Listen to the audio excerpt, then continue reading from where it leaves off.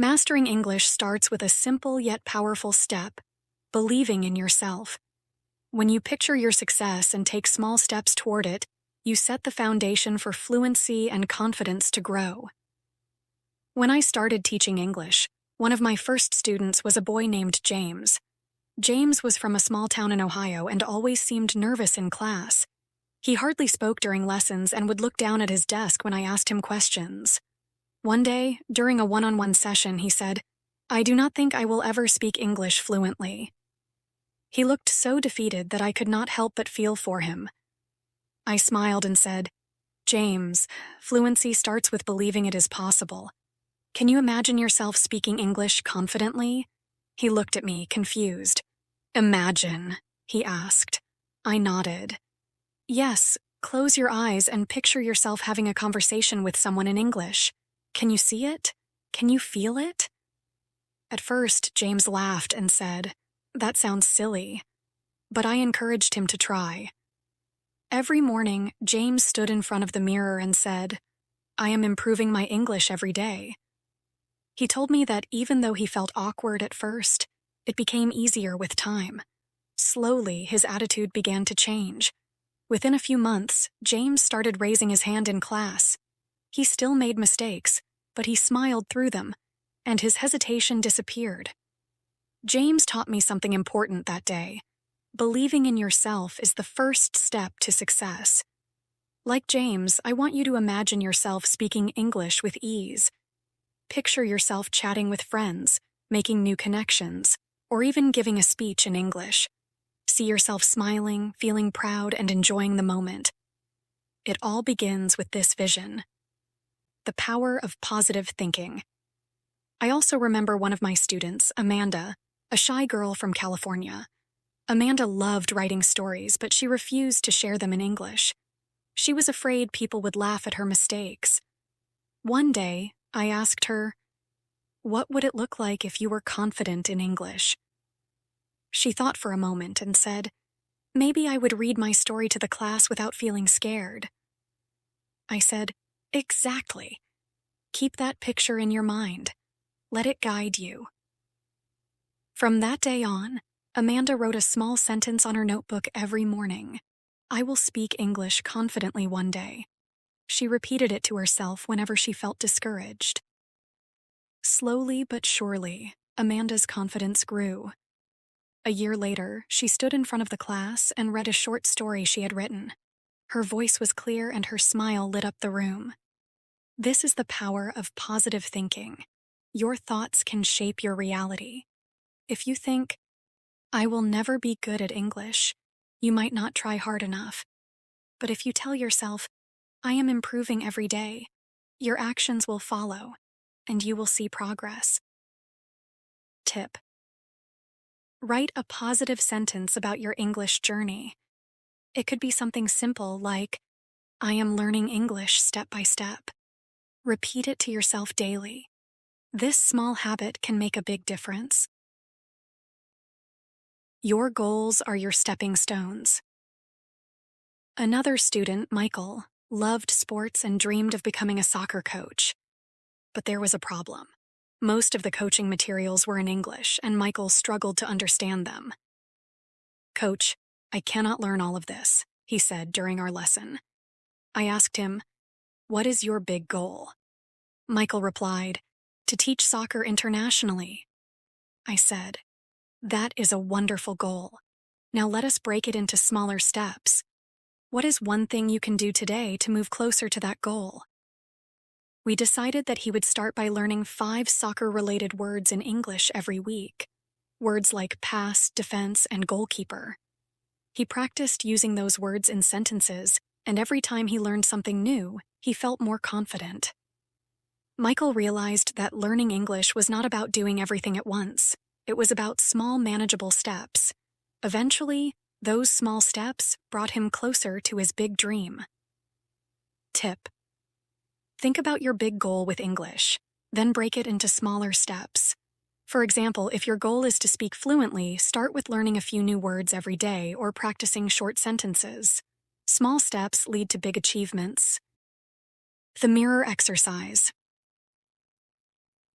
sometimes the simplest practices can be the most effective. Take, for example, Sarah, a high school student from Florida. Sarah wanted to improve her speaking skills but did not have anyone to practice with. She often said, "I wish I had a partner to talk to." I told her about the mirror exercise. Stand in front of a mirror, I said, and pretend you are talking to someone in English. Talk about your day, your favorite movie, or anything you like. Do not worry about mistakes, just keep speaking.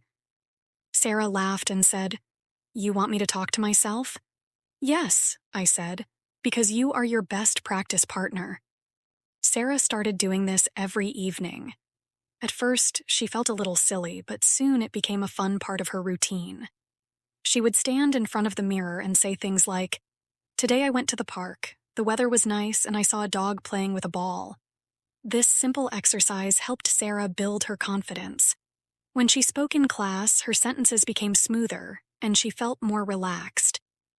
Tip: try the mirror exercise for 5 minutes every day. Talk about anything that comes to mind. It might feel strange at first, but over time you will notice how much it helps your fluency. Mistakes are part of the journey. One of the most important lessons I learned as a teacher is that mistakes are not failures. They are stepping stones to success. Take Lucas, for example, a college student from Texas. Lucas loved reading English novels but avoided speaking because he feared making mistakes. One day, he told me, "I feel like everyone will judge me if I say something wrong." I said to him, "Lucas, imagine you are learning to ride a bike. Would you expect to ride perfectly without falling even once?" He laughed and said, "Of course not." "Then why expect perfection with English?" I asked. From that day on, Lucas decided to embrace his mistakes. Every time he said something wrong, he laughed, corrected himself, and moved on. He even started keeping a notebook where he wrote down his errors and their corrections. Over time, those mistakes became valuable lessons, and Lucas grew into a confident speaker. Tip: remember, every mistake you make is an opportunity to learn. Do not be afraid to try. The more you practice, the better you will get. Believe in yourself. You might be thinking, "But this is so hard." And yes, learning English can be challenging. But remember that challenges make us stronger.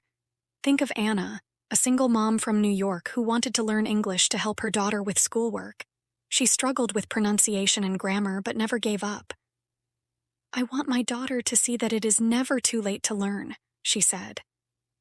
Anna's determination was inspiring. She practiced every evening after putting her daughter to bed. Slowly but surely, her English improved, and so did her confidence. She often told me, "If I can do it, anyone can." Like Anna, you have the strength to overcome challenges. Believe in yourself, take one step at a time, and do not give up. John, from fearful to fearless. John was a taxi driver in Los Angeles who dreamed of becoming a tour guide. "I can drive people around," he told me, "but I cannot explain anything to them in English." His voice was filled with frustration. I asked him, "What would it feel like if you could describe the Hollywood sign or tell stories about the city's history in English?" John paused and said, "It would feel amazing. I would feel proud." "Then let us start by imagining it," I said.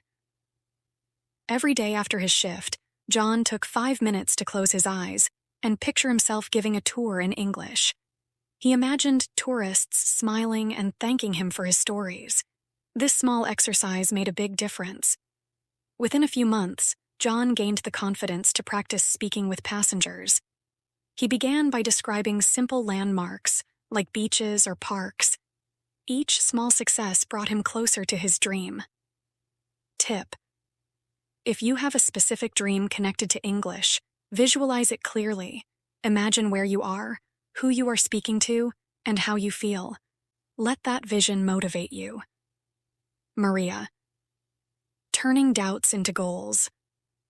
Maria, a nurse from Chicago, struggled with medical English. She wanted to work in a hospital where she could interact with patients from different backgrounds, but she doubted her ability. What if I say something wrong and confuse a patient? She asked me nervously. I told Maria about the power of setting small, clear goals. Instead of focusing on everything you do not know, focus on one thing you can improve this week, I suggested. Maria decided to start with common phrases like, "How are you feeling today?" and "Do you need any help?" She practiced these sentences with her family at home, repeating them until they felt natural. The next week, she added new phrases related to her daily work, like, "Please take a deep breath," or "Let me check your blood pressure." Maria began to see progress almost immediately. Each new phrase she mastered boosted her confidence. Within a year, she was chatting comfortably with patients and even training other nurses on how to communicate effectively in English. Tip: choose one small goal at a time. Maybe it is learning 5 new phrases or practicing a specific conversation. Focus on progress, not perfection. David, learning through stories. David was a high school student who loved movies but hated grammar exercises. "I want to learn English, but those boring worksheets do not help," he complained. I asked him, "What if you could learn English through the things you enjoy?" His face lit up. Together, we came up with a plan. David chose his favorite movie, The Avengers, and started watching it with subtitles in English. He paused the movie whenever he heard a word he did not know, wrote it down, and practiced using it in sentences. After a few weeks, David's vocabulary had grown significantly. He even started mimicking the characters' lines to improve his pronunciation. "Learning English feels like an adventure now," he told me with excitement. Tip: use what you love, movies, music, books, to make learning English fun. The more you enjoy the process, the more progress you will make. Sophia, a busy mother from New York, always said she did not have time to practice English. "My day is packed with work, kids, and chores," she explained. I suggested she try something small. Spend 5 minutes every morning practicing English before starting her day. Sophia decided to create a simple morning routine. She wrote positive affirmations like, "I am learning English step by step," and repeated them while preparing breakfast. She also kept a notebook in the kitchen where she wrote down one new English word each morning and made a sentence with it. For example, one day she learned the word delicious and wrote, "The pancakes I made today are delicious." Within a few months, Sophia noticed a big improvement. She felt more comfortable using English during grocery trips and parent-teacher meetings. "Those 5 minutes changed everything," she said. Tip: start your day with a small English practice. It could be affirmations, learning one new word, or even reading a short paragraph. A little effort every day adds up to big results. Carlos was an electrician who often worked in homes where English was the main language. "I understand a little," he said, "but when someone asks me a question, I freeze." To help Carlos, I gave him a simple exercise. Write down common phrases and questions he might hear on the job. For example, "Where should I install the light switch?" Or, "Can you explain how this works?" Carlos practiced these phrases at home by saying them out loud. When he was at work, he tried using them in real situations. At first, he stumbled, but the homeowners were patient, and he gained confidence with each conversation. One day, Carlos told me, "I had a full conversation with a client in English today. It felt amazing." Tip: think about the English you need for your daily life. Practice phrases and sentences that are directly useful to you. Real-life practice builds confidence faster than anything else. Elena, a college student from Arizona, was afraid of speaking English because she did not want to make mistakes. "What if people laugh at me?" she asked. I shared a story with her about one of my own embarrassing mistakes when learning a new language. "Mistakes are proof that you are trying," I said. "The more mistakes you make, the faster you learn." With this encouragement, Elena started speaking more during our lessons, even if she made errors. She kept a mistake journal where she wrote down every mistake she made and the correct way to say it. Over time, her fear of mistakes disappeared. One day she laughed and said, "Now I feel weird if I do not make a mistake. It means I am not challenging myself enough." Tip: do not be afraid of making mistakes. Each one is a stepping stone to fluency. Write them down, learn from them, and keep going. Each of these students, John, Maria, David, Sophia, Carlos, and Elena, started their English journey by imagining their success. They set small, achievable goals, found ways to make learning enjoyable, and embraced the challenges along the way. As you read these stories, think about your own journey. What is your vision? What small steps can you take today to get closer to it? Remember, every great achievement starts with a simple belief. I can do this. Keep that belief strong, and you will see how far it takes you.